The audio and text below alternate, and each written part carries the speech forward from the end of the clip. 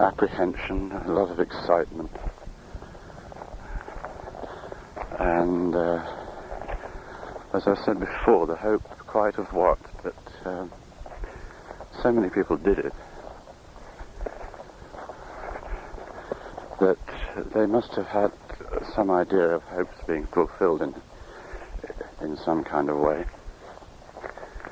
I mean, I felt this mixture of feelings almost yesterday sitting in the cathedral.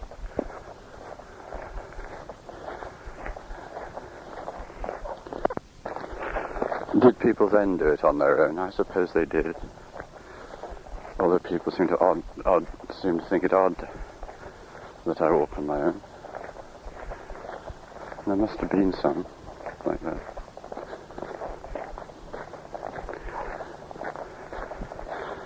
Although one does think of pilgrimages in terms of the Canterbury pilgrims in a group,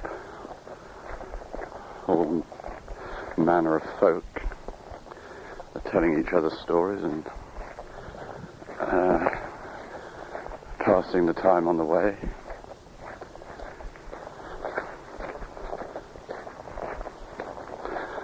I spend my time with my own thoughts or talking to this machine, which seems a little less strange now than it did, but is still a slightly odd sort of activity.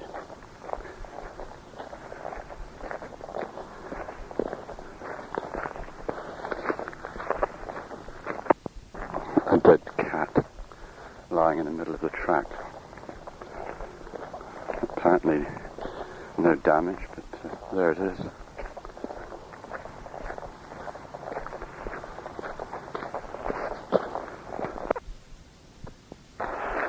A farmer in blue beret and blue overalls, quartering a field, looking obviously for mushrooms.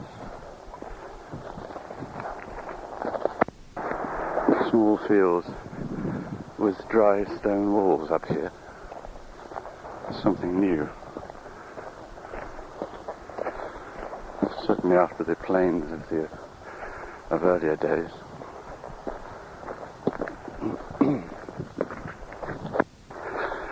A skewbald cart horse coming across this field to look over the wall at the strange figure walking by.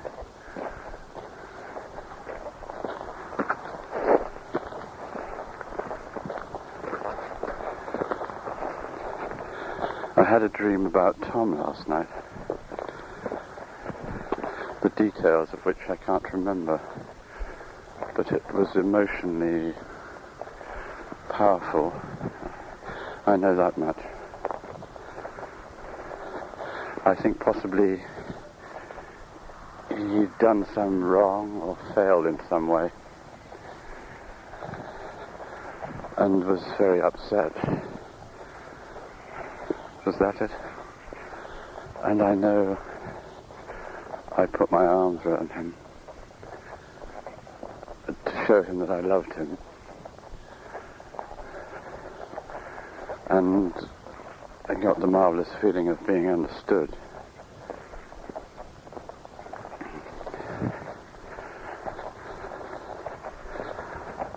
He's very close to me in many ways. He doesn't show anything, but I think I know what he's feeling. I often wonder what he thinks about me, why I don't live with him. And I've never been able to forget time when he wrote a little poem about me when he was still in his junior school. They'd obviously been told to write something about their mum or their dad.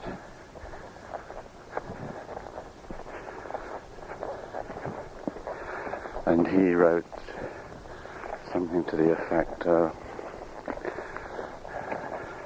Dad. Oh, yes, I do remember. It must have been, the title given to them must have been Mum Said or Dad Said. And he wrote, Dad rang up today and said he was coming round. He never did, but then he never does.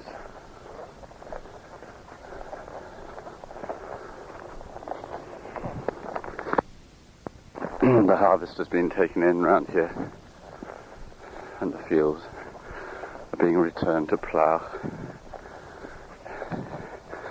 You can still see the spiky pieces of stubble sticking up through the overturned earth.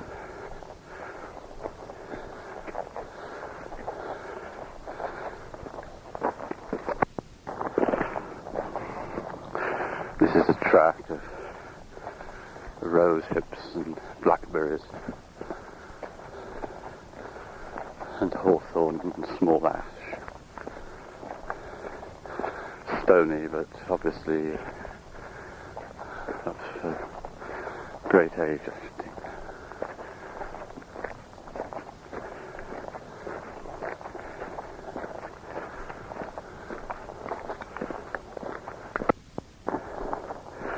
I think there's also something mysterious and hard to explain about the feeling of travelling west, of going west. There seems to be some sort of magnetic or gravitational pull towards the west. That must be somewhere deep in the psyche, yes, I think. It seems a positive thing to be doing, going west. Going the other way somehow seems to be like paddling upstream.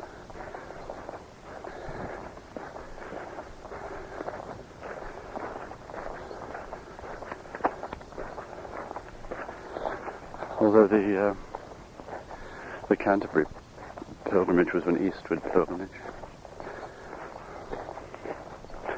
Perhaps it's just a personal thing, but I don't think so.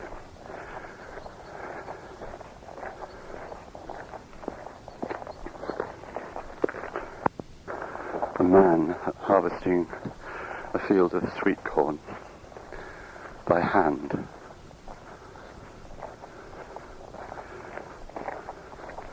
Picking up and bundling together great armfuls of sheaves and laying it on the small trailer behind his tractor.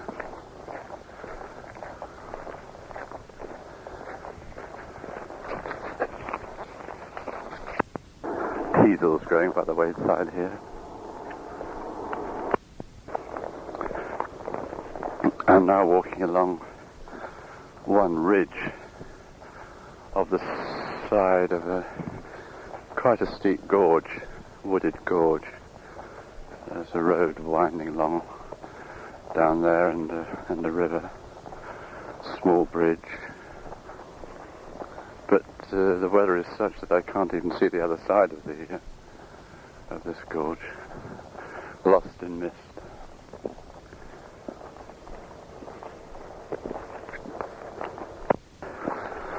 And here we are in La Roche, almost to the minute. 1 hour 15 it says in Le Puy. And that's just exactly what it has been.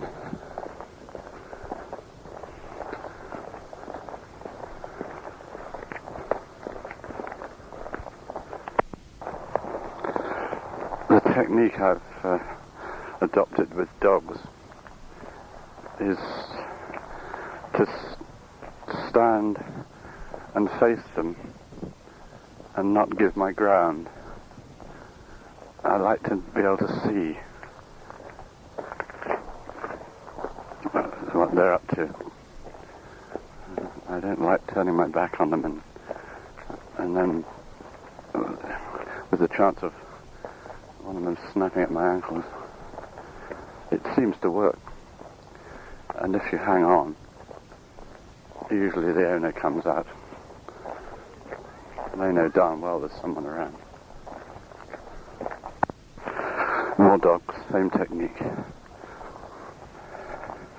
Now, onto the other side of the village, and the path has taken a turn to follow along by the gorge below the road. The sound of the rushing water from the stream down below.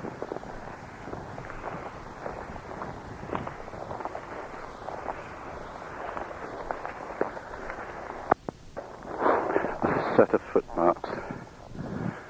So someone's been along this path this morning. It looks like the imprint of a walking boot too.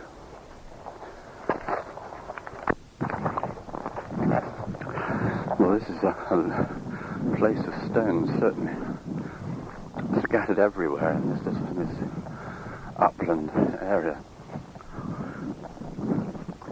many of which have been used to create very small fields, but provide nothing more than a dividing line that certainly wouldn't keep animals in or out.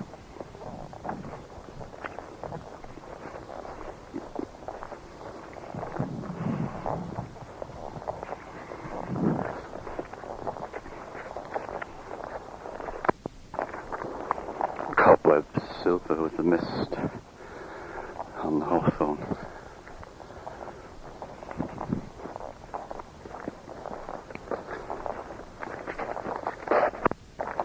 Mushrooms hereabouts. Of course, it's perfect mushroom weather. The right time of year, and misty and douce, as the man said in the bar this morning, when one of the other regulars started talking in an extravagant sort of way about snow. I don't think that's on the cards.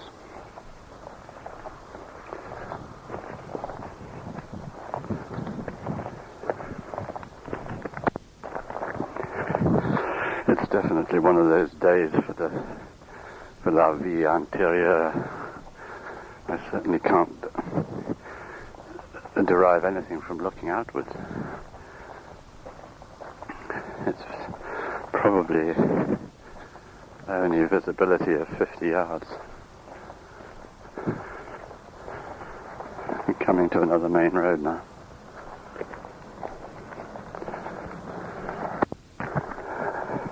Another pilgrim cross looms up out of the mist. This, I think, is miles from anywhere.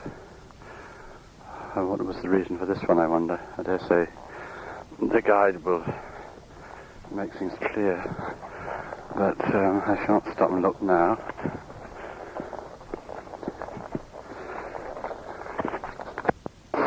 I could very well be out at sea. Sort of mysterious feel about everything, sightlessness.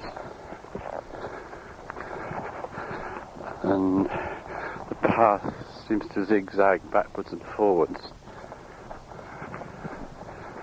Not a direct route by any means. And around me all the time these stones, just piles of grey stones. Is it limestone?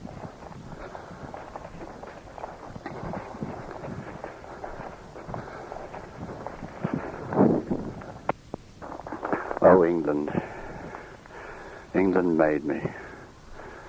And here I am, wandering along, sightless in the mist in the south of France, aged 45.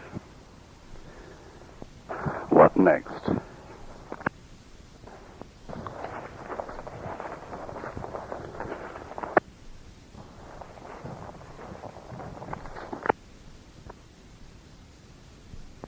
This is certainly an intricate little route.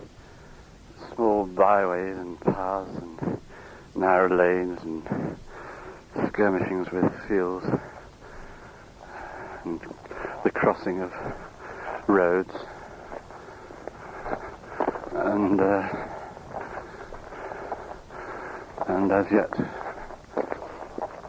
we have no idea what's going on around us. Still as thick as ever, this mist, and been walking for getting on 3 hours now.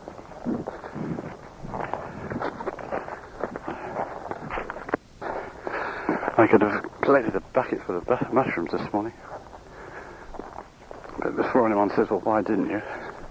A, I've got to store them somehow.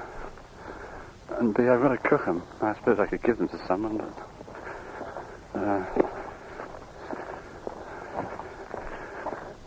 not much point in that. This little patch of field is actually littered with them. What a shame.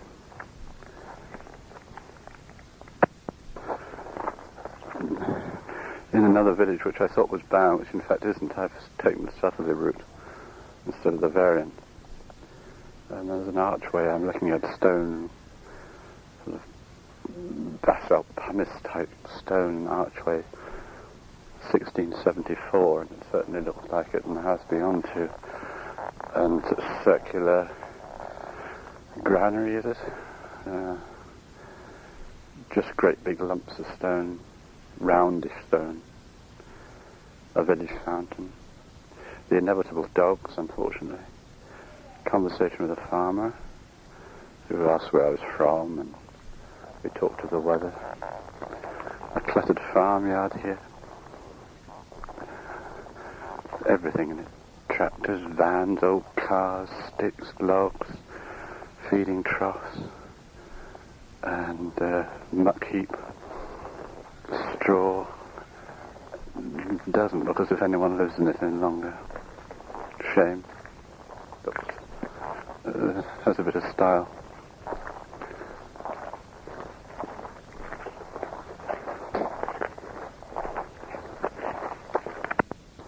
Well, I was hoping to sit down for a glass of wine and be able to eat my bread and cheese, but maybe I'll have to do that out now. All the way, evidences of the pilgrims just here, completely on its own, and apparently out in the field, nowhere special.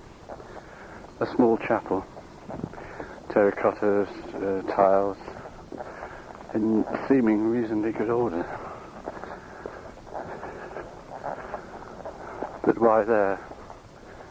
As it were, someone had a vision that they should build a chapel, or what?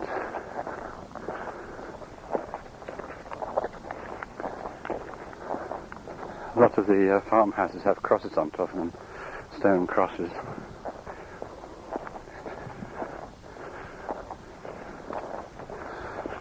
I wonder if there was a special time of year when pilgrims left Le Puy. I think there was. The guidebook to the cathedral mentioned it, I believe, and I can't remember what the date was. Not now, I wouldn't have thought, though, because he'd be down round about the Pyrenees by the start of the snows. And I think some of these stretches across Spain are fairly Aumont.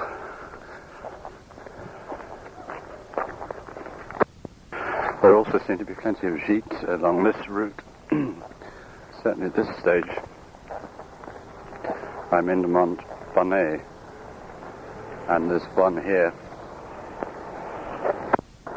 Unfortunately locked, because I was hoping to slip in and eat my lunch in the dry. There's also another one in Privas, which is not that far away.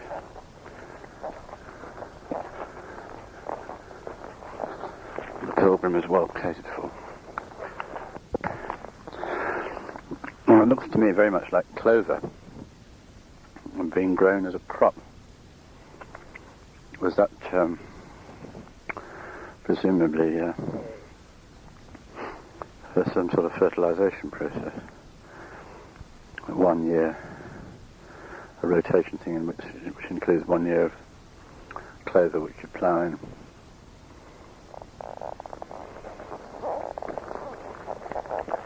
Where are you, Arthur Young? I left you at home. I wonder if you had noticed the same thing.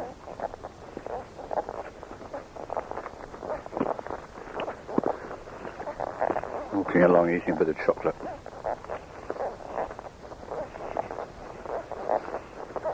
It really is impenetrable weather, this. I literally haven't seen a thing.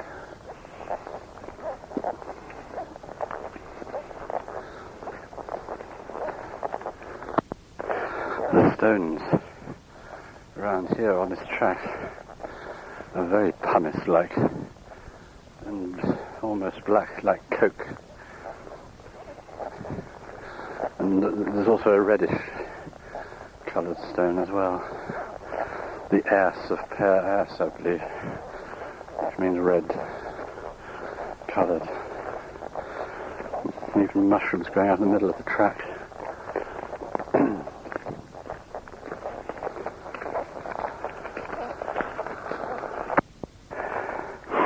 A junction here with GR40 coming from I know not where and going similarly.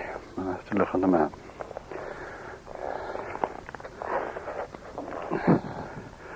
Sharp, steep little uphill climb here.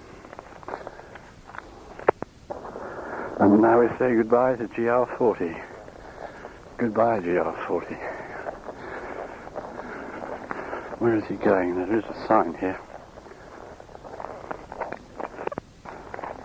Well, the 40 goes to 1¼ hours Varennes, 4¾ hours Sog, d'étape in brackets. And I've got 1¼ hours Saint-Privat, d'étape, or 3 hours Monistrol, Gare, and SNCF.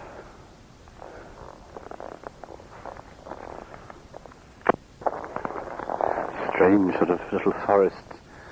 The trees have some kind of fungus growth on them, which makes them seem like something out of a science fiction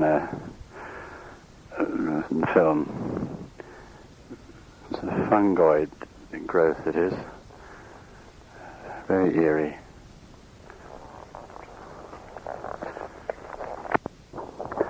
There's this sort of perambulatory monasticism, alone 6, 7, 8, 9 hours a day, walking to prepare me for further solitariness when I get back to England and supposedly buy a caravan to live in that, on the move, from place to place.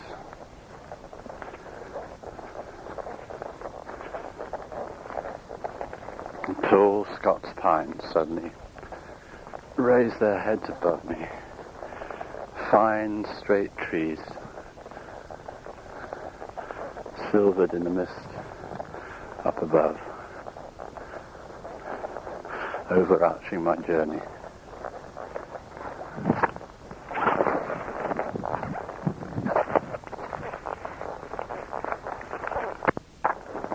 Looks as if we're on a longish descent here, which means the inevitable.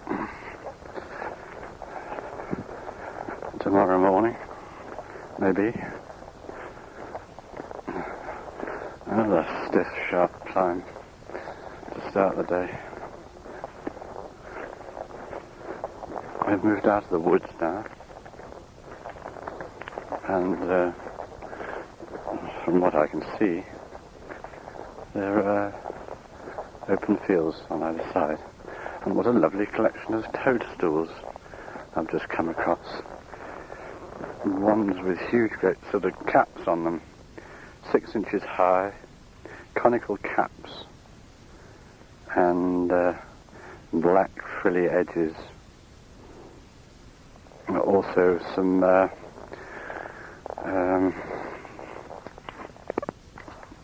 sausage-shaped, white sausage-shaped ones. Oh, like the shape of some cacti. The cone-shaped, cone-capped ones have a sort of violet tinge to them, like an incipient bruise.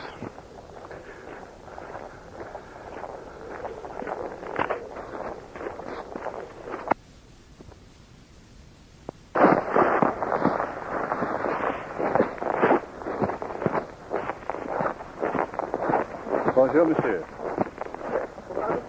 Voilà. Oui. La grande route. Oui.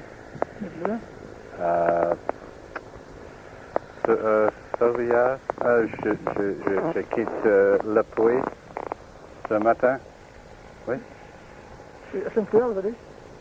Le puits. Ah, le puits. Le puits, oui. Je vais à Saint-Prior. Et maintenant, je vais à Monistrol. Ah, Monistrol, oui. Oui. Oui. Vous connaissez Monistrol? Ah oui, je connais bien, c'est pas loin.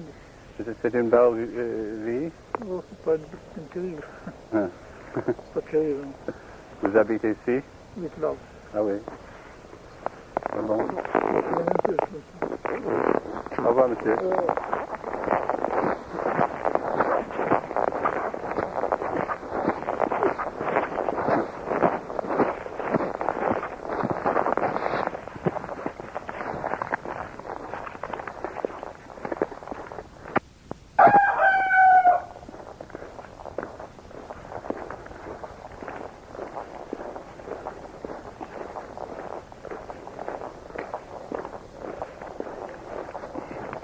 The village of last year.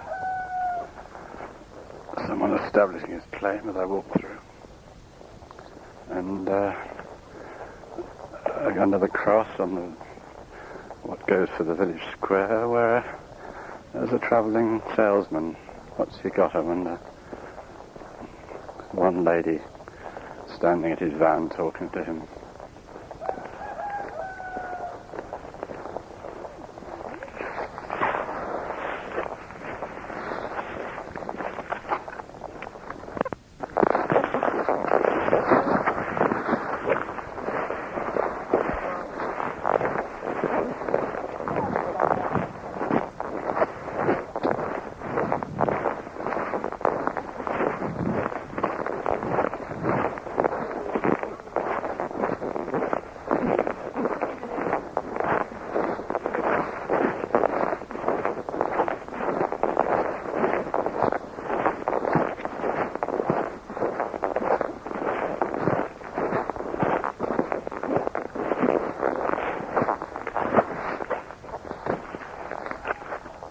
In this weather,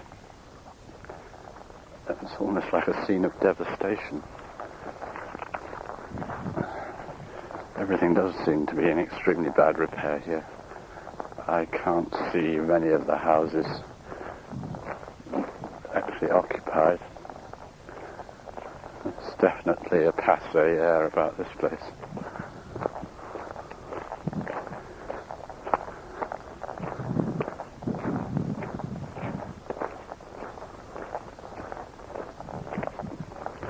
Fine spot, I should have thought. I think we're still fairly high up, overlooking the valley. Yes. And the houses obviously were handsome ones. I mean, there's one here, the roof's off, but half a wall is down. Looks as if it's been, as if it's come under shell fire.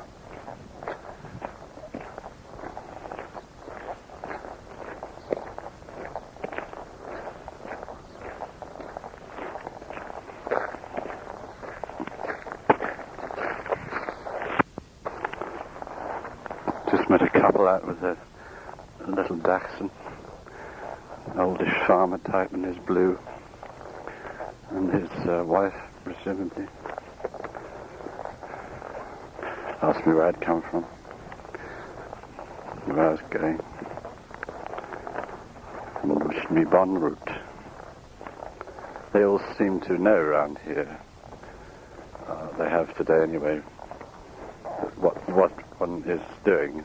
It seems to be a recognized form of activity, which on the other walk it wasn't so much. People had hardly heard of the fact that there was a footpath around, but here they all know what you're doing. This route is that well known, I think.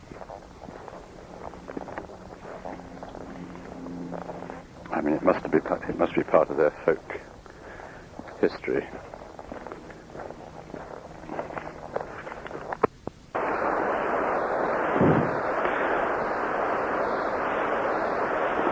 Well, right down at the bottom of the valley now, I know this could be a tiny little, steep little valley in Wales somewhere. In fact, I read of a Welshman who runs a pub, Auberge, around here. And I can see, if you wanted to feel at home, this would certainly be the spot. Fast-flowing, steep little stream, huge boulders, small pools, trees all round. And I'm standing on a wooden bridge, and just above me is what I think probably was the old mill house.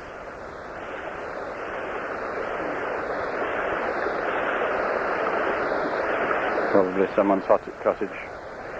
Looks like it anyway. Holiday cottage.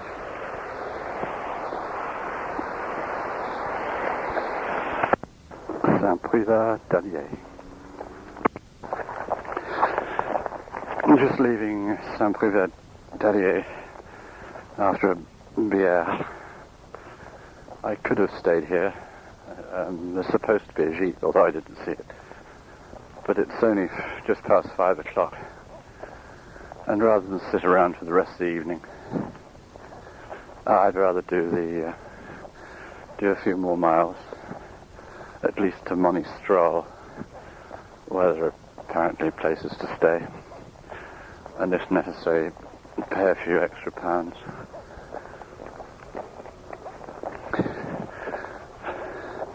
We're still high up. I can look down on a deep, deep wooded gorge, I think at the bottom of which probably lies Monistrol. I think there's going to be a hell of a climb out of Monistrol. This Privat is a picturesque place. The steepness of the way the land falls away gives it an air of hanging above the void below. There's a small chapel on a promontory which I haven't visited. That's a smallish place. As I came past the Logis de France, a little pile of pensions were pouring out, and the coach was waiting.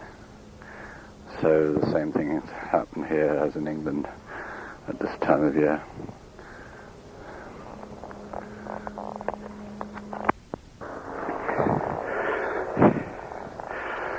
This is a properly laid track that I'm going up now. Stone by stone, it's been laid down, and not just rubble. I think this is what they mean by a route ancienne, but who laid them down? Months and months of hard and patient work. A very fat Frenchman on his very small moped, festooned almost to the point where he was indistinct beneath it all, with baler twine. Great sight. The beautiful, delicate blue of the harebells along these small, stony hedgerows. Now onto a road. Which way? No sign. No, not up there. Cross against it. Not down there, surely. No, must be. Cross along there. It looks a bit overgrown. Or is it along that way?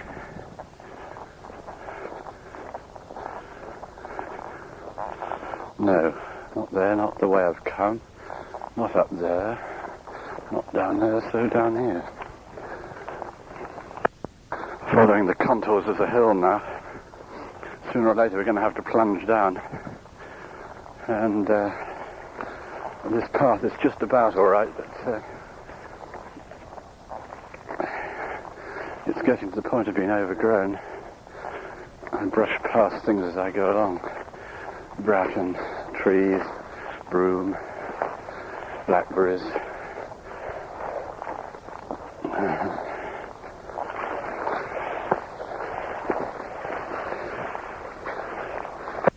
It's been good walking today, really. It's such a shame that it's been so misty and that the world has been invisible. And yet, I suppose I'm interesting in another way, like being totally lost for a day.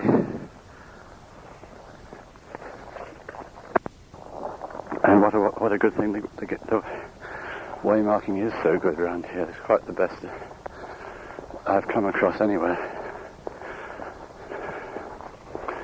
I might have been in the spot of trouble up in that higher stuff where all the fields looked very much the same.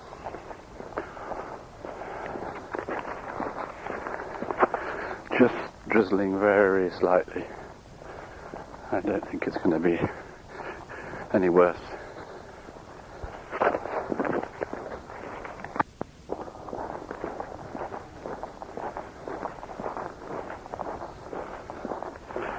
The church bell tolling through the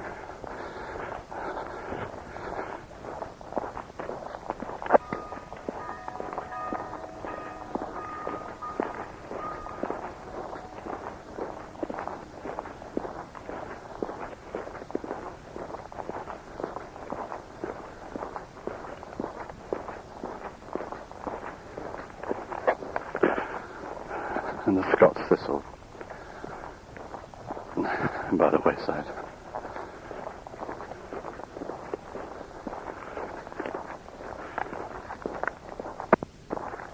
McFerrin would have loved this.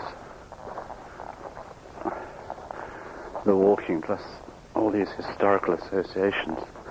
There's some sort of tower or chapel here in Rochegood or whatever the name is. The place looks more or less deserted, but building seems to be going on. They must get high winds around here because a lot of the houses have stones placed all over the roofs to weight down the tiles. I should imagine, anyway. Right, and now we plunge down into the valley and lose all that lovely height.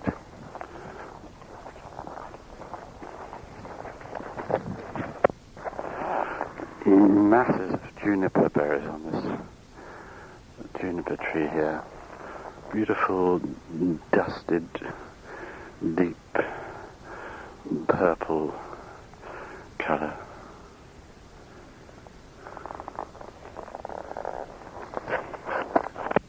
Moving down on a tortuous path, rocky and twisting through pine woods,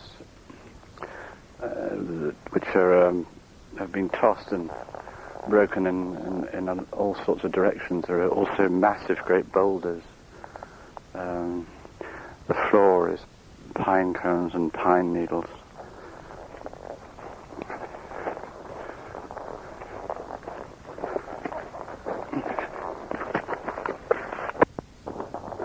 back onto a road again now.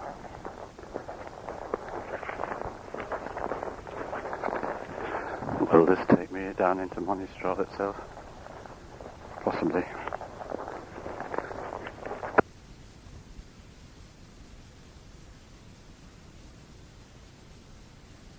That's odd, they seem to be going uphill again now. I can't quite understand that.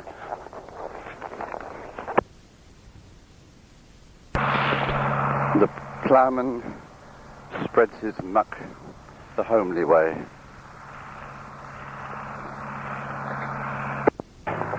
In order to keep us on paths, they're making a bit of a meal of this last section.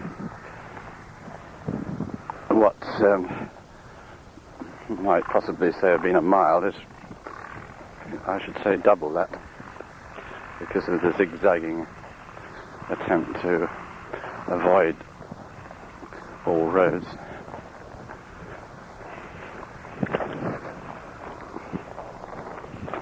It looks as if we've got a power station down in Monistrol, a huge great pipe running down from the top of the hill opposite.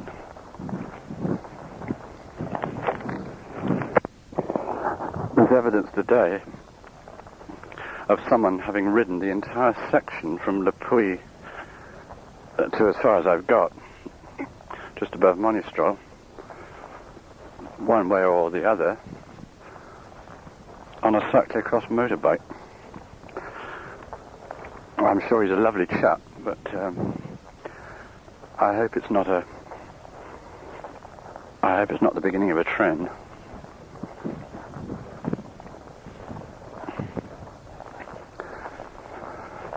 I hope his backside's sore. Should be after that lot.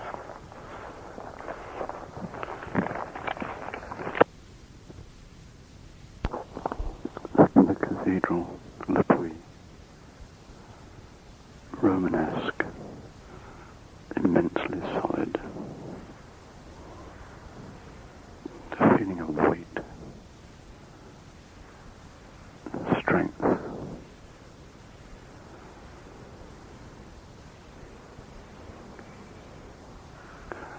Tenebrous.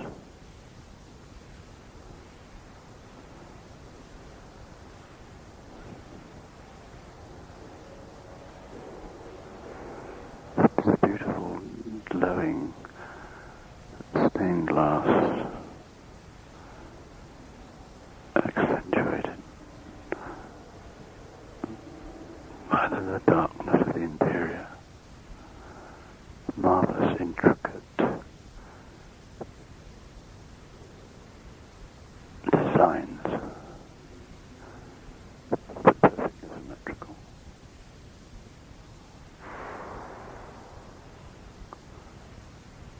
And the lit candles.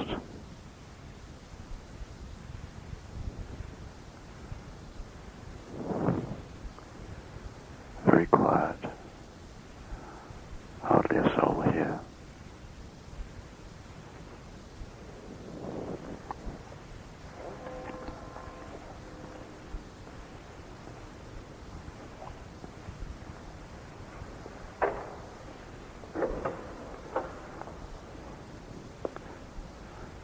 The marble altar glows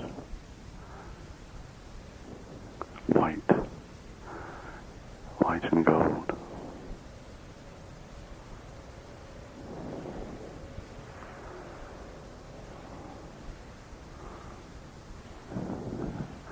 And looking up,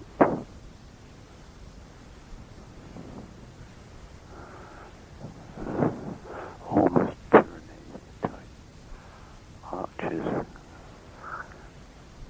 on arches, one on top of another, reaching up to domed ceilings.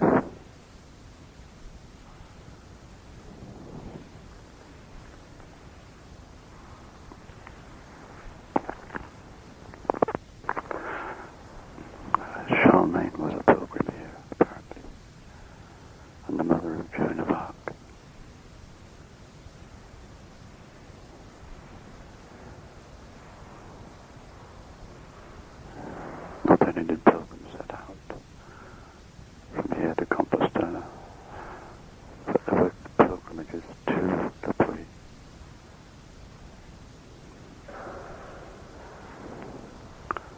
Most impressive place.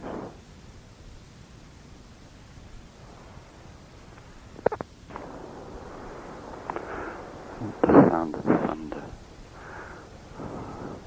like furniture being moved, like heavy furniture being moved in some upstairs room.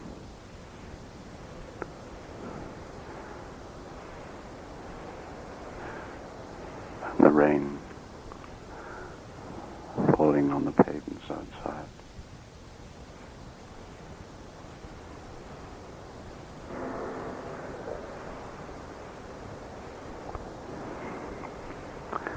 I should light a candle for those I love.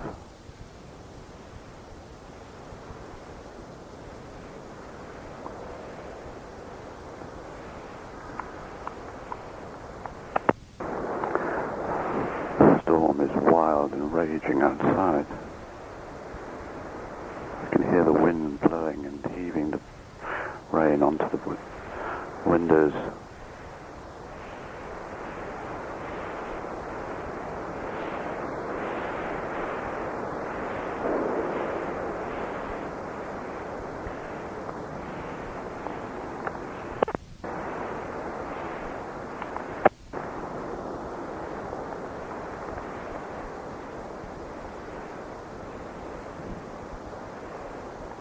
These marvellous receding arches everywhere. Whichever direction you look, arch after arch.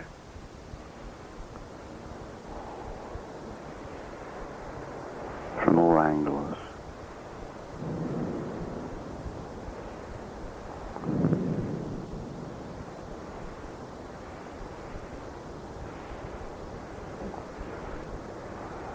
Thunder and violence.